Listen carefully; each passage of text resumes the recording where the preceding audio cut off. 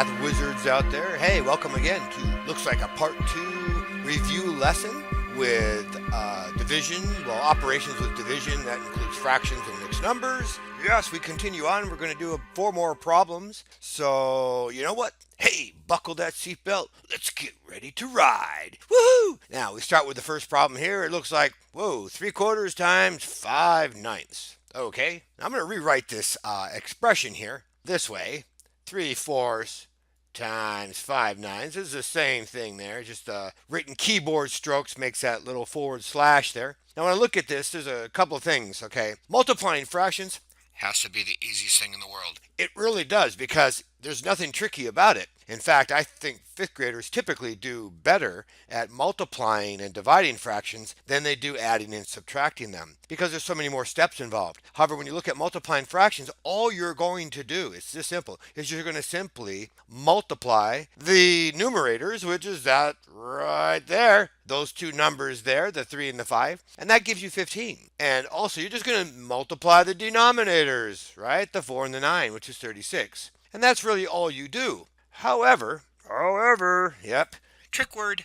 That's right. When we look at that, we can say, yeah, that's fine to do that. However, there is one step that you can take before you multiply those numerators and denominators. You guys may know it as canceling. Let me show you. So I'm going to rewrite my same expression again. That's right, again. And rather than multiplying the numerators and the denominators right away across, we can do that canceling. Canceling is simply dividing out common factors from the numerators and the denominators. When we look at these numbers, we can see that we have the 5, which has 2 factors, 1 and 5. We have 3 that has factors 1 and 3. The number 4 has 1, 2, and 4, and the 9 has 1, 3, and 9. You can see that what we're looking for is common factors, factors that they both have. Well, they all have 1, but that's not going to help us. But I notice that my 3 and my 9 both have factors of 3. So what we could do is we could actually divide out a 3, leaving us with 1. We can also divide out a 3 with a 9, and that gives us 3. Now that step right there is what we call canceling, because you can see we're canceling the number by putting a line through it. But it's important to know, even though we use the word canceling, that what it really means is that we're dividing out common factors. They both had a 3, and then we could divide out. Now the 5 and the 4, they don't share any common factors, so we can't do anything more. So now we just simply multiply across. Now we have the 1 times 5, which is 5, and then we have the 4 times 3, which is 12. Now we can look at our fraction and see that 5 and 12 do not have any common factors at all. The factors for 5 are 1 and 5, and the factors of 12 are 1, 2, 3, 4, 6, 12. Yeah, 12 has a lot of factors. You multiply them, you can see the 3 and the 4, the 2 and the 6, and of course the 1 and the 12. Those are all the factors that make up this product. So here, look at our next question. It says here, part A says the product is. Well, the product is then 5/12. Now it does not say to put it in simplest form. So that 15 over 36 would still be correct. These are, my friends, equivalent fractions. You may remember this from, yes, 4th grade or somewhere way back there. Okay, equivalent fractions, because they have the same value, but they're just expressed differently. As you can see, they don't look the same. Okay, part B says, what is the greatest common factor, GCF, you can use to simplify your answer? Oops, I think we already did that, did we not? We did. Oops. I'm sorry, Mr. Wara, you're always going ahead. I know, you know what? I'm just getting into the problem and then I start doing some part. Okay, well, let's redo this. So we had the fraction that we had was 15, if you recall, over 36, because we multiplied. Remember that we had 3/4 times 5/9. Okay, so we ended up with 15/36. I kind of wanted just to stop there. I was already thinking, let's simplify. Okay, so the question now is, what is the greatest common factor that you can use to simplify your answer? And by looking at those two, you might be able to tell right away, yes, wouldn't it be a 3? Because that's what we already divided out. So if we divided 15 by 3, okay, and we'll divide the 36 by 3, now you can see we're going to end up with 5 over 12. That fraction looks familiar. It sure does. Okay, so the greatest common factor that we could divide out in our fraction is a 3. That's all we have to say. And actually, there should be a question mark here, Mr. Wara. Ooh, you put a period. Gotcha. Okay, so yeah, let's go ahead and just put that down. A 3, let's put quotation marks. Yeah, I'm special. Okay, a 3 can be divided into both 15 and 36. Woohoo! Yeah. Okay, let's move on to the next problem. Look at what we have here. Ooh, Joanna. You're famous. Yes, Joanna says she's wrapping presents with ribbon. Imagine that. She has a total of 4 3/8 yards of ribbon. She plans to use 3/8 yards of ribbon per present. Now, part A says draw a model to show how many presents she can wrap. Uh-oh. Here we go back to our model. Okay, so on this particular problem, we cannot just do the calculations that we were. That's standard algorithm. This time now what we have to do, we have to show a model. Different ways we could show that. Okay, the model I like, you could use a number line here. You could use a number line. I think I would use a tape diagram. Let's see what happens with that. So let me go ahead and draw my tape diagram.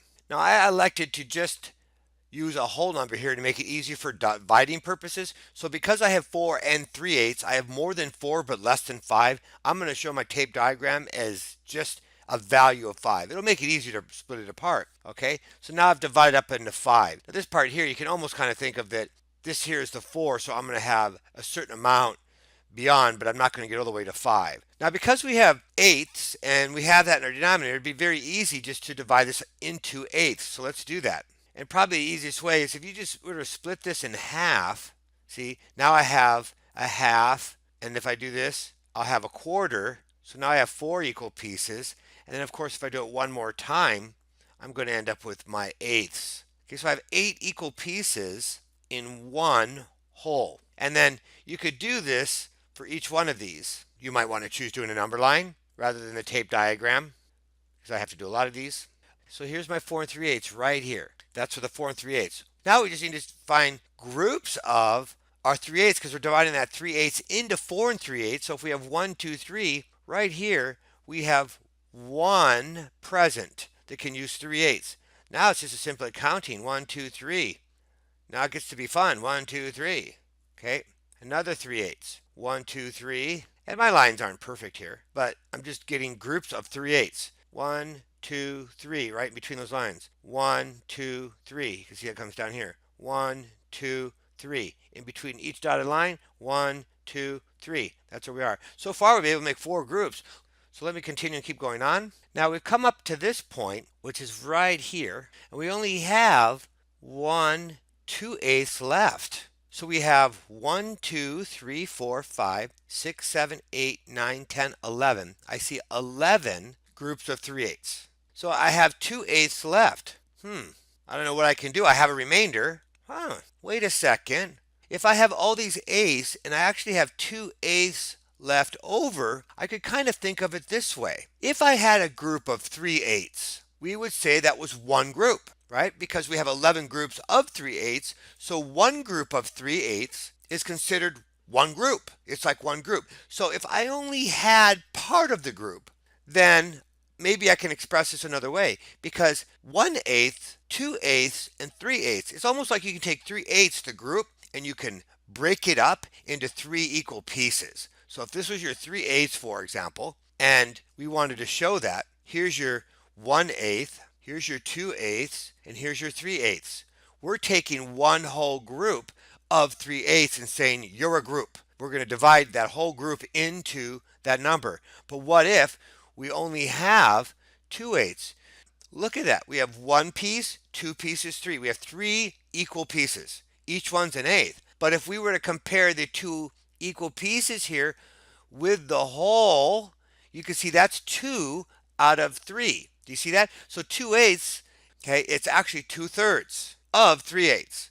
Therefore, our answer is going to be 11 and 2/3. Not 11 and 2/8, but 11 and 2/3. Now we could check our work with the algorithm to see if it's true. If I come over here, if 4 3/8 divided by 3/8 because that's our expression, which I never wrote down. Probably should have written that down. I didn't really tell you what I was thinking, but 4 and 3/8 divided by 3/8 was our expression. Well, then we should be able to take 11 and 2/3, multiply it by our 3/8, and then we should get back to that 4 and 3/8 because that's our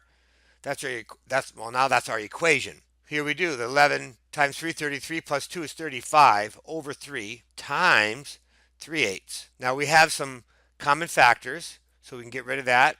3 in both of those, and we end up with 1 there. 2, 4, I'm not seeing anything there. That means I end up with an improper fraction here of 35 over 8. Well, how many times will 8 go into 35? Won't it go in there 4 times?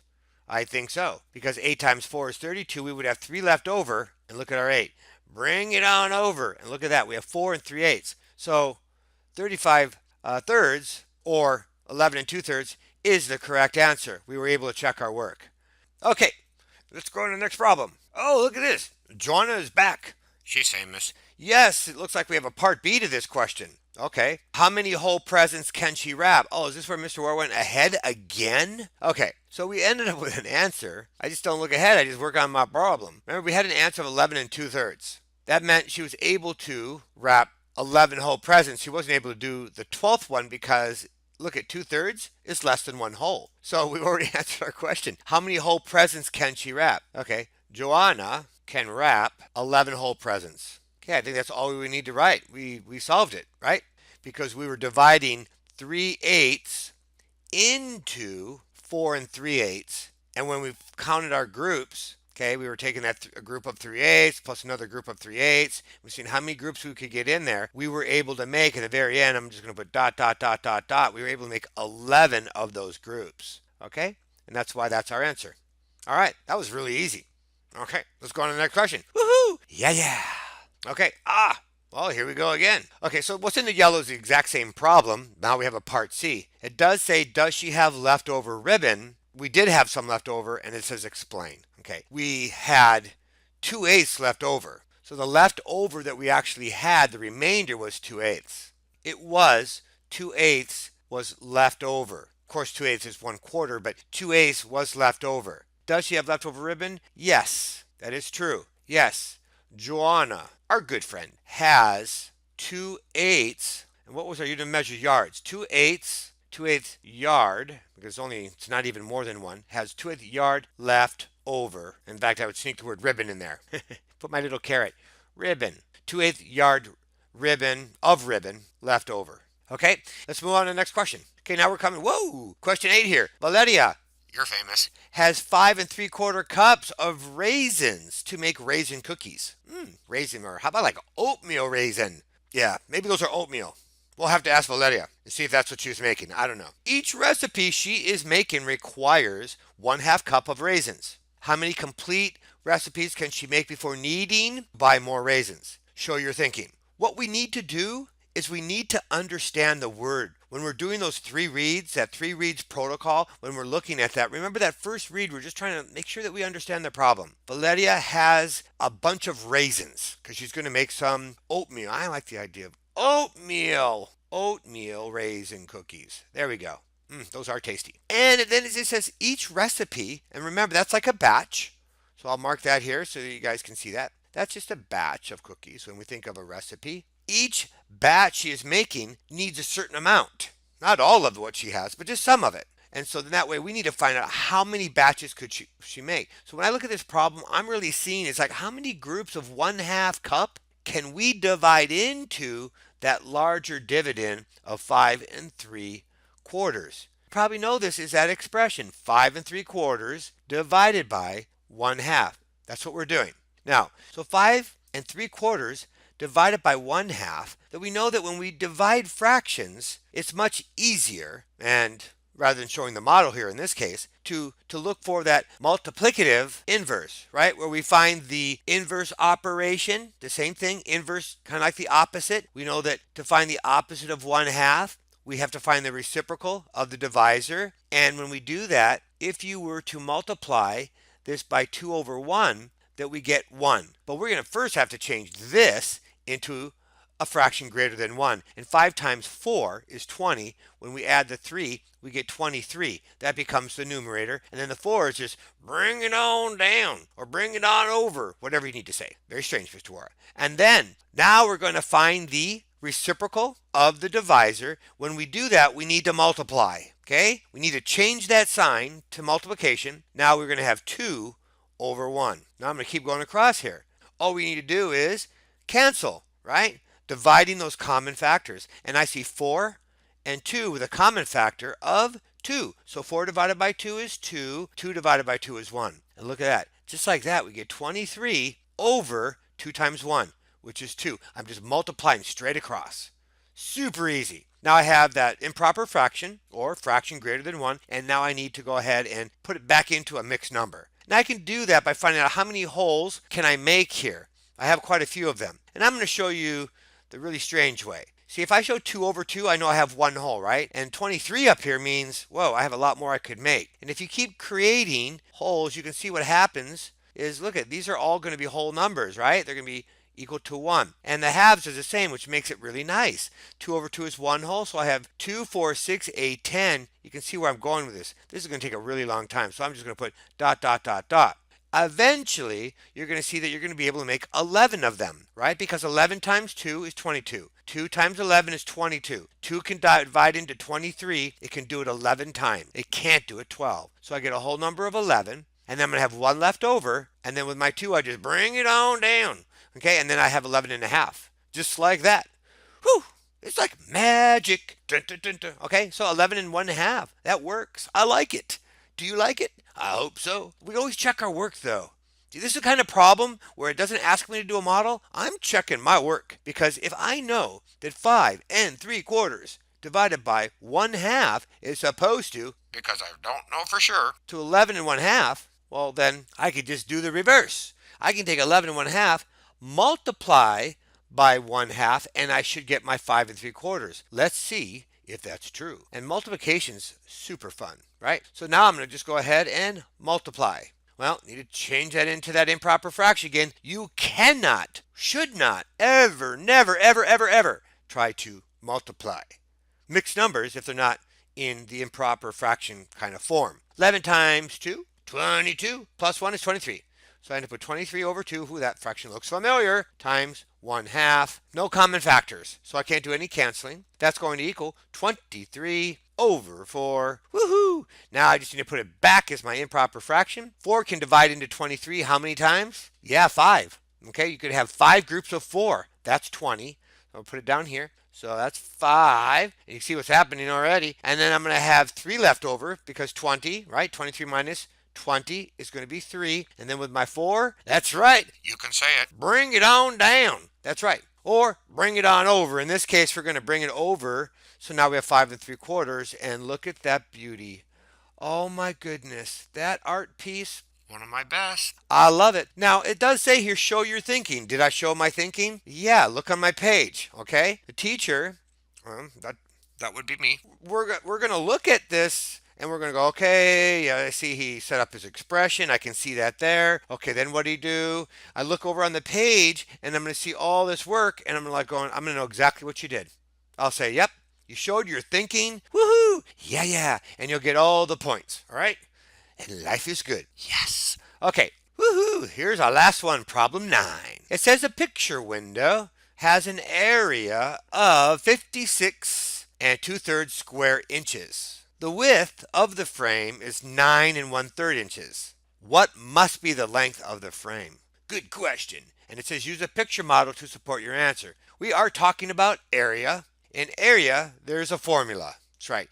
Area is equal to length times width. I think we talked about that in a previous problem. If area is equal to length times width, then we can also say then that the area divided by the width equals the length. And that would be true if you said the area divided by the length equals the width. See how that works out? And these are all true. So this is important. Why? Because this is how I'm going to set up my equation. My picture window has an area. It's telling me what the area is. So the area is going to be 56 2/3 square inches. And I'm going to write it just so you can see how it's written this way. Square inches is equal to, well, what do we have? We have the width. What we need to find out? The length. Length times, and the width is 9 1/3 inches. So let's just put our L. We know that the length over here, it says is equal to the area, which is 56 2/3 inches squared. I'll leave that off for time. And then divided by the width, which is 9 1/3. But we could also rewrite this in another way. I would probably write it this way, maybe the first time. This is also the same thing, which is going to equal the length. So now we just have to solve the problem. So I'm going to go ahead and then start to solve this by doing what we just did in the previous problem. I'm going to take 56 2/3. I'm going to divide that by the 9 1/3. Okay, I need to put this into an improper fraction. Whoa, these are huge numbers. 56 times 3. Well, that's 18. Carry the 1. That's 15. Looks like 168 plus 2 would be 170. I'm just kind of like doing that. You should not do that in your head what I just did. Here, let me make sure that it's correct. It's just one digit. That's the reason why I did that. 18, carry the 1, 15, 16, it was. Plus the 2, 168. We need to, you know what, still put divided. Yeah, I was going to change my sign. And I thought, wait, Mr. War, wait. Okay, 9 times 3 is 27. Okay, and then I'm adding 1. Well, that's easy, 28. So 28 over 3. So I'm going to work from here, and I'm still looking down. Now I can rewrite my expression as 170 divided by 3, and this is where I'm going to want to change the sign now to multiplication. But I'm going to find the reciprocal, which is going to be 3 over 28. Okay, well, the good news is I can see an opportunity to do some canceling. The 3's definitely cancel out, giving us just 1. Now, just looking at that, these are pretty large numbers. I see 2 even numbers, and I know I can divide 2, and when I divide by 2, it's just I'm finding a half of the number. I like doing that. If you divide that in half, that's by 2, you get 14. Now, I might have to do this more than once. 170, if I divide it by 2, well, 90 is 180. So wouldn't that mean like 85 then would be 170? So I'm going to put 85. Now they're not both even numbers, so maybe they don't have anything in common here.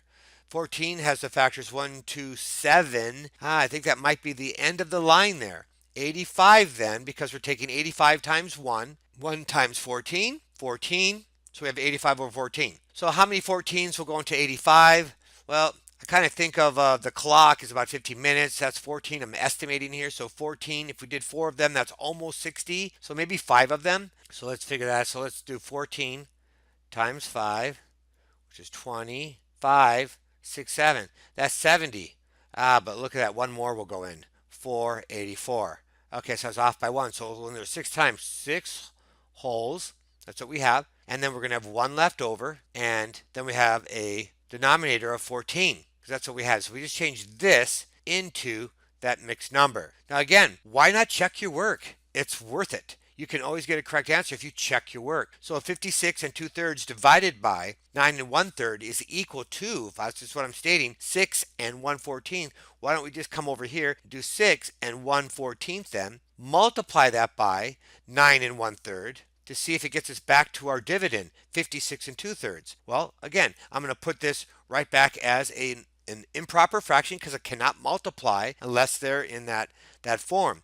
Well, we just did 14 times 6 and we realized that that one was 84 plus 1 is 85. See, this fraction looks very familiar, right? Because we just had that one. That's what we're saying. That was our quotient. Now we multiply. Here we have 27. We have 28 over 3. Now this is wonderful here. Look at the 14 and 28. Oh my goodness, because 2 14s make 28. So we can take out a 14 and then that's going to make that 2. 85 and 3, you know the divisibility rule.